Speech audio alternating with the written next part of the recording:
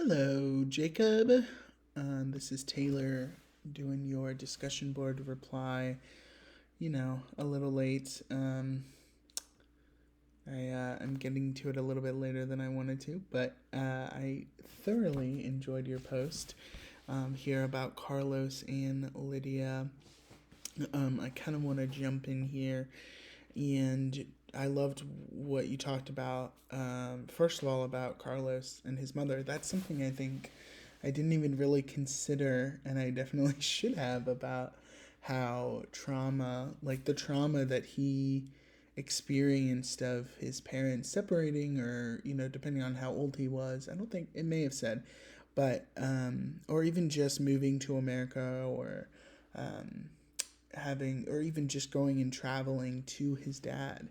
Um, those are things that may not seem as like traumatic right away, but it's just different like trauma responses and experiences that Carlos had as a child. And also growing up in societies where typically the norm, as we say, is that parents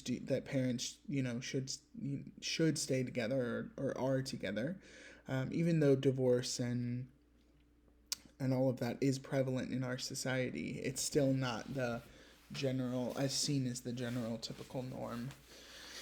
Um, so I found that interesting, like that, all of that can affect him later on in life, even if he doesn't realize it on a day to day basis, which is interesting. And then also, when you look at Lydia's side, it is interesting to even think about the cultural expectations of a woman in our society, especially when you're looking at families of her specific culture, ones that, are stay together, middle class, white. I believe it said white, but I'm not 100% sure.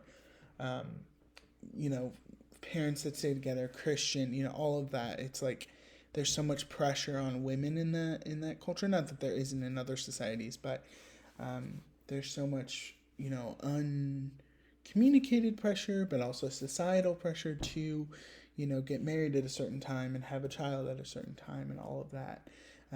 So Lydia, I'm sure, feels all of that, even if she's not expressing and communicating it to Carlos.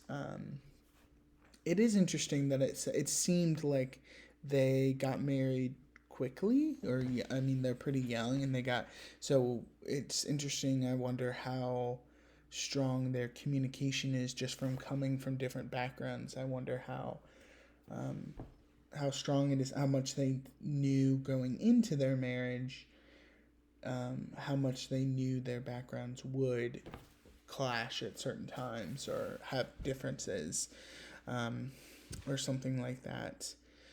It's interesting. I actually started a new job yesterday, and today we talked a lot about having how we all have implicit bias, um, with every single individual that we meet, regardless of where they're from or how they grew up, or if we meet someone that has a different skin color than us, or a different sexual orientation, or a different identity, or different religion or something like that. We all have a basic implicit bias about that person, before we even talk to them or get to know them. So that's interesting, even when we put it into this context of Lydia and Carlos both have these biases, not even sometimes, yes, probably about each other, but also about their cultures too.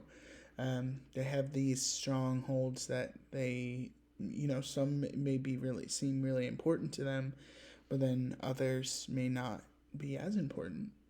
So it's definitely important to communicate those things that are important.